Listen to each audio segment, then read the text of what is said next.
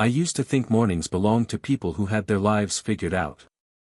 The ones who ran before sunrise, who logged their protein intake, who spoke about discipline like it was a language only the strong understood. I wasn't one of them. I just showed up because it was easier than going home right after work and staring at my phone. The gym was never my favorite place. Too many mirrors, too much fluorescent honesty. But she was there. Always. I don't know when I noticed her first. Maybe it was the way she tightened her ponytail with the kind of focus that made me believe it wasn't about vanity, but ritual. Or maybe it was because she laughed once, quietly, at something the trainer said, and I realized how rare it was to hear laughter in that building at all. She wasn't young, not like the college girls in their seamless leggings and neon bottles. She carried herself differently. Mid-40s, maybe. Strong arms, not sculpted for show but for use. There was something lived in about her presence, like she didn't need anyone to notice her, which of course made her impossible not to notice. We became gym partners by accident. The dumbbells I needed were already at her feet. She looked up, caught me hovering, and instead of offering them, she asked, "You alternating sets?" Like it was a given. Like she assumed I was allowed in her orbit. I nodded too quickly. Yeah. Sure. Alternating. And just like that, I wasn't lifting alone anymore. It wasn't anything dramatic. We didn't talk much, just small things. Count me down. 3 more. You done with this bench? But there were the other things, too. The pauses between her reps where she'd glance at me, then back down, like she wanted to say something but decided against it. Or the way she always remembered to wipe the equipment, sliding the towel across the metal like she respected its history. I found myself looking forward to those details more than the workout itself. After a few weeks, we'd sometimes leave at the same time. I'd carry my shaker bottle, she'd sling her old duffel bag over her shoulder. Once, we both reached for the door at the same time, and her hand brushed mine. She didn't flinch. Just smiled, small, the kind of smile that doesn't ask for attention but lingers anyway. We never exchanged numbers. Still, she started remembering things about me. "You take your coffee black, right?" she said one morning, handing me a cup she'd grabbed from the cafe next door. I stared at it longer than I should have before saying, "Yeah. Thanks." And I wanted to ask her, "How do you know that? When did you start paying attention?" But instead, I just held the cup, letting the heat move into my fingers. At night, I'd sometimes open my messages, type something stupid like "see you tomorrow," and then delete it. It felt wrong to break the silence we'd built inside those gym walls. Like if I said too much, I'd ruin whatever this fragile thing was. Still, there was something about the quiet. The way it pressed in. One evening, after I finished a set, I found her sitting on the edge of the bench, tying her shoes slower than usual. She didn't look up. Just said, almost to herself, "I wasn't going to come today." "Why?" I asked, before I could stop myself. Her fingers stilled on the laces. She looked at me, really looked. There was a flicker there, something sharp, something I wasn't meant to see yet. Then she shook her head lightly, as if to wave it away. But later that night, when I checked my phone out of habit, there it was. A message from an unknown number. "It's me. Don't ask how I got your number. Just, thanks for today." I read it 3 times, staring at the glow in the dark. The unsent texts, the quiet mornings, the way she never said more than she had to, all of it condensed into those 8 words. And for the first time, I realized she might be carrying something I wasn't supposed to know. Something I would eventually learn. Something that could change everything. I didn't answer her text right away. I just stared at it until the screen dimmed. My first thought was, why me? She could have thanked anyone. Trainers, staff, a friend outside the gym. But she chose me.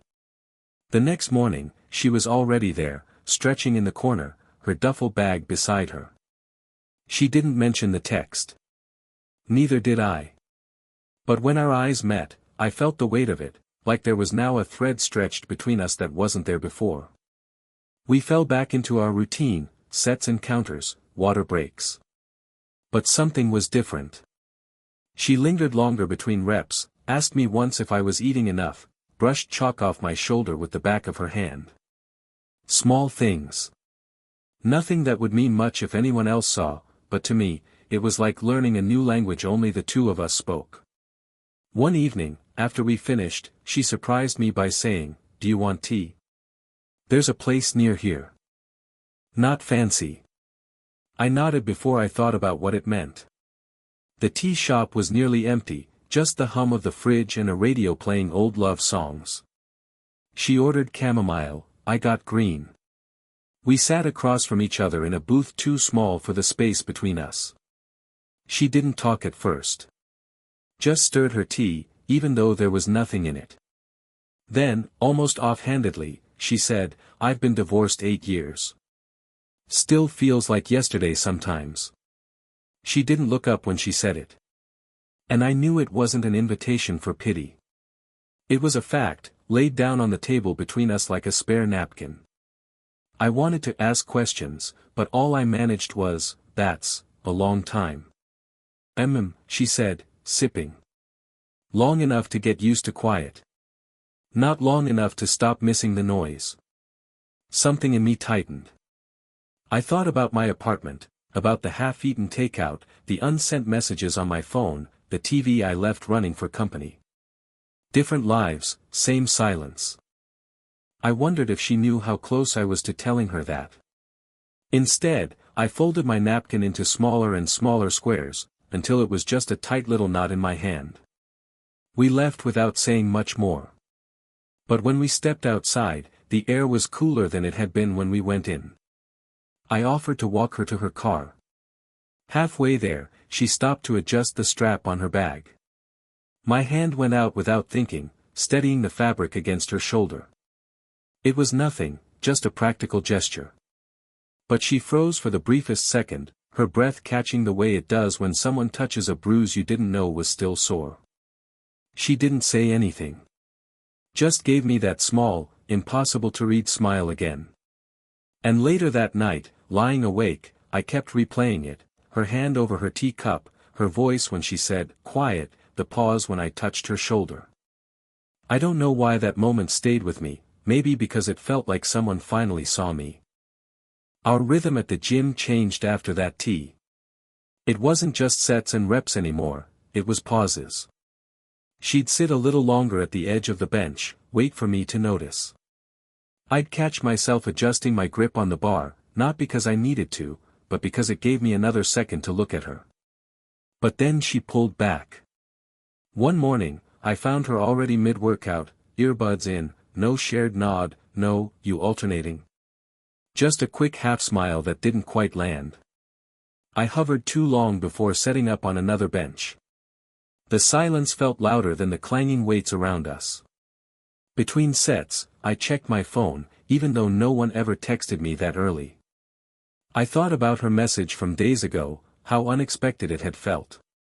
Now I wondered if I'd imagined the whole thread between us. When she finally pulled her earbuds out, I asked, lightly, "Long day ahead?" She wiped her forehead with the back of her hand. Something like that. Her voice was steady, but her eyes didn't meet mine. And I thought, there it is. The reminder. She's older, divorced, built from a different world. I'm just some guy in his 20s, fumbling. Maybe she realized it too late. Later that week, she wasn't at the gym at all. I stayed longer than usual, stretching, pretending I had another set, hoping she'd walk through the doors. She didn't. When I finally left, the trainer clapped me on the shoulder. "Your partner skipping on you?" he asked with a grin. The word partner hit me harder than it should have. I muttered something about schedules not lining up and left quickly, my face hot. The next evening, she returned. I almost didn't recognize her, hair down, not tied back, an old sweatshirt hanging loose. She looked tired. Human in a way the gym lights usually didn't allow. Thought you'd quit on me, I said, softer than I intended. She laughed, short and low. Not yet. We worked quietly. Halfway through, one of her friends from across the room waved and called out her name. She waved back, quick, almost guilty, like she didn't want me associated with whatever her friend might think. Something shifted in my chest. When we finished, she sat with me on the mats, stretching. Close enough that I could see the faint scar on her knee. Neither of us spoke. She leaned forward, fingers brushing the floor, and for a moment I thought she'd reach toward me. She didn't. Instead, she said, almost to herself, "This, probably looks strange." I wanted to answer. To tell her it didn't, or if it did, I didn't care. But my mouth stayed closed. I just shook my head, too quickly, too much. Her eyes lingered on me then, longer than before. That look, like she was trying to memorize something she wasn't supposed to keep. And in that charged silence, the distance between us shrank. Not gone, but smaller. Her hand slipped on the mat, close enough that my fingers twitched in response. We didn't touch. Not really. But my chest tightened like we almost had. And when she finally stood, brushing off her sweatshirt, she left without a word. I stayed there, staring at the empty mat beside me. It was late, almost closing time. The gym lights had that half-dim look, like even the fluorescent bulbs were tired. She and I were the only ones left in the weight room, the rest of the crowd already gone. We didn't say much that night. Just the sound of plates sliding on and off bars, our breathing steady. When we finished, she didn't rush out like usual. Instead, she sat on the bench, towel draped around her neck, staring at the floor. "Walk me out?" she asked, without looking up. Outside, the air was cool, quiet. The parking lot was nearly empty. Our steps fell into the same rhythm, sneakers brushing against loose gravel. I wanted to say something, anything, but the silence between us had grown thick. She broke it first. "You're too young for this." The words hit sharper than I expected. For what? Her hands stayed in her pockets. For spending all this time with me. You should be out with people your age. Making mistakes you're supposed to make. I almost laughed, but it caught in my throat. You think I don't make mistakes? Finally, she glanced at me, eyes dark in the streetlight. Not the kind that follow you forever. We stopped near her car. She leaned against the door, arms folded now, like she was bracing herself. "I shouldn't have texted you," she said. "Shouldn't have asked you to tea. I know what it looks like. I know what it feels like." The way she said feels, low, almost broken, made something twist inside me. I wanted to tell her she was wrong, that this wasn't a mistake, but the words jammed in my chest. Instead, I said quietly, "I don't care what it looks like." She shook her head, smiling faintly but without joy. "You will. One day." The silence that followed stretched long. I watched her thumb trace the edge of her car key, nervous, restless. My hands ached to reach out, to still it. "I don't know why this matters," I said finally. "Why you matter. But you do. And if that's wrong, then," I stopped. The sentence hung there, unfinished, but I knew she heard it. Her breathing shifted. Her eyes softened, just for a second, like she wanted to believe me. And then, her hand moved. Not toward me, but almost. A hesitation, halfway between impulse and restraint. I could feel the pull in my chest, the almost of it. Her voice dropped to barely more than a whisper. "What are you really asking me for?" The question hung there, fragile, dangerous. I didn't answer. Couldn't. And she didn't push. She just let the silence settle, like she already knew. The next morning, she wasn't there. At first, I thought it was nothing, everyone misses a day. But then it became 3 days, then 5. The gym felt louder without her, the clang of weights sharper, the mirrors harsher. I kept looking toward the corner where she usually stretched, half expecting her to appear, hair pulled back, water bottle in hand. She never did. I told myself I wouldn't text. That if she wanted space, I'd give it. But every night, I opened her number, the one she wasn't supposed to have given me, and typed something. You okay? See you soon. Want tea again? Then I'd delete it. Every time. On the 6th day, I saw her. Not at the gym, but across the street from the cafe where I grabbed coffee. She wasn't alone.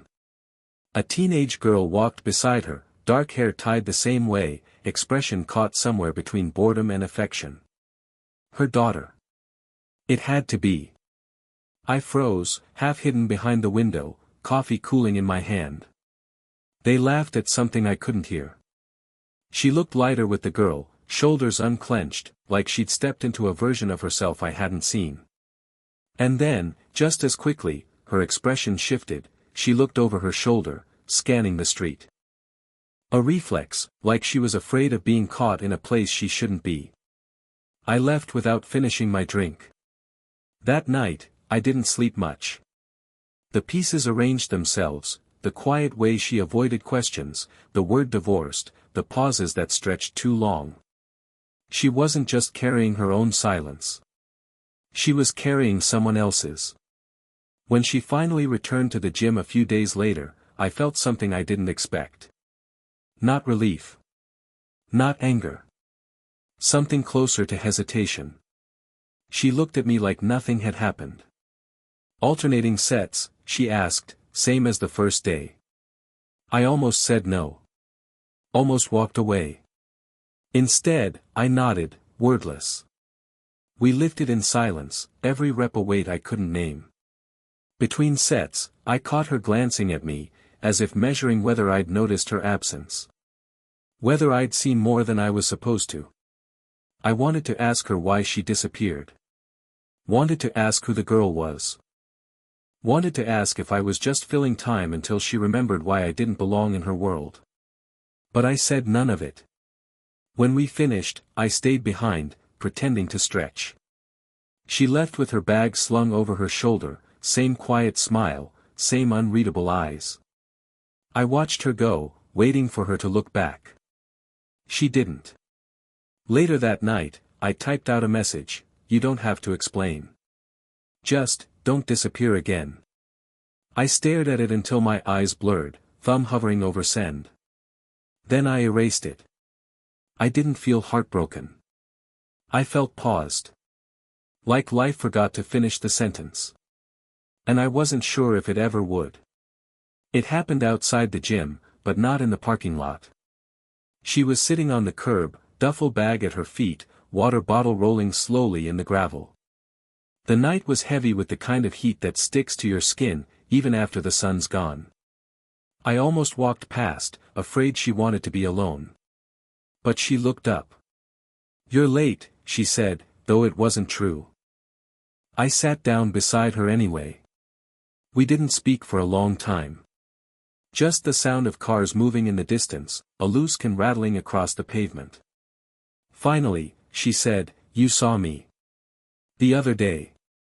I didn't pretend not to know. Yeah. Her hand found the bottle, held it still. My daughter. She's 17. Her father isn't around. Hasn't been for years. She exhaled, sharp, as if the words hurt coming out. I don't want her to see me, like this. Tired. Confused. Sitting outside gyms with men half my age. I wanted to tell her she wasn't weak, that she wasn't confused, that she was the strongest person I'd met. But the words felt too polished, too easy. So I said nothing. She turned toward me, eyes searching. You don't know what you want yet. You think you do, but you don't. And I can't afford to be someone's experiment. The silence after that was worse than anything. It pressed down, filling the space between us. I thought of all the half-sent messages on my phone, all the unsaid things hanging between our sets, our teas, our walks to the car. And then, before I could stop myself, I said, "You're wrong. I do know. I don't know much else, but I know this." Her jaw tightened. For a moment, I thought she'd laugh it off, stand, walk away. But she didn't. She stayed there, shoulders tense, breathing uneven. I reached for the bottle still under her hand. My fingers brushed hers. Not dramatic, not intentional even. Just a slip of skin against skin. She didn't move. I thought about all the ways this could collapse, her pulling back, telling me to grow up, reminding me again about age, mistakes, responsibility. Instead, she whispered, "Do you have any idea how dangerous it is to let you sit here with me like this?" I almost smiled. "Yeah. I do." She looked at me then, really looked.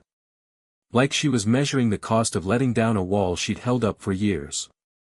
The world felt very still in that moment. Her hand shifted, slow, deliberate, until it rested on mine. Not holding, not gripping, just there. A small weight. A small risk. We didn't kiss. We didn't promise anything. But the quiet was different now. It wasn't empty. It was full, heavy, alive. After a while, she said, soft as breath, "Okay." And that was enough. Time passed. Not much changed, not all at once. We still met at the gym, but less like strangers circling each other and more like two people who understood the rhythm by heart. Sets, rests, small glances. At 8:47 a.m., she'd finish her last rep, and I'd already be waiting with her towel. She'd roll her eyes, but she'd take it. Sometimes, after, we'd get tea. She'd still order chamomile. I still pretended to like green, even though it always tasted faintly like grass. We didn't always talk, but we didn't need to. The silence was different now, comfortable, lived in. Her daughter became part of the background too. Not every day, not even often, but enough. Once, I saw her at the cafe, earbuds in, barely looking up from her phone. She glanced at me, then at her mother, and just gave a small nod. Not approval, not rejection, just a kind of quiet recognition. Like she understood something even we hadn't figured out yet. And there were still moments. Small, ordinary ones that stuck. She'd hand me her thermos to hold while she tied her laces. I'd leave her coffee black on the counter without her asking. On the mats, she'd stretch, and I'd catch myself mirroring her, not because I needed to, but because it felt wrong not to. We never labeled anything. She never asked me for promises I couldn't keep, and I never asked her to be someone she wasn't. What we had wasn't the kind of love people bragged about. It wasn't fireworks or declarations. It was steadier than that. One evening, months later, we ended up sitting on the same bench outside the gym where she'd once told me I was too young. The air was cool, her duffel bag against her legs, my shaker bottle rolling slowly between us. She looked at me, that same small, unreadable smile. "Still here?" she asked. "Still here," I said. It wasn't a question anymore. It was an answer. She leaned back, eyes on the sky that was more gray than blue. Strange how something so small can become the thing you count on. I didn't reply. I just rested my hand on the bench beside hers, not touching, but close enough. She noticed. She always did. And when she finally stood, brushing gravel from her palms, she didn't look at me like a mistake waiting to happen. She looked at me like someone who had made peace with what she chose. With what we chose. Not perfect. Not easy. But ours. Later, lying awake, I thought about all the starts and pauses, all the silences and unsent messages. And how, somehow, they had led to this, two people, at 8:47 a.m., sharing coffee and reps and the kind of quiet that doesn't feel empty anymore. A quiet only we would understand. Speech balloon. Did this story stay with you? What kind of quiet, real love stories do you want to hear next?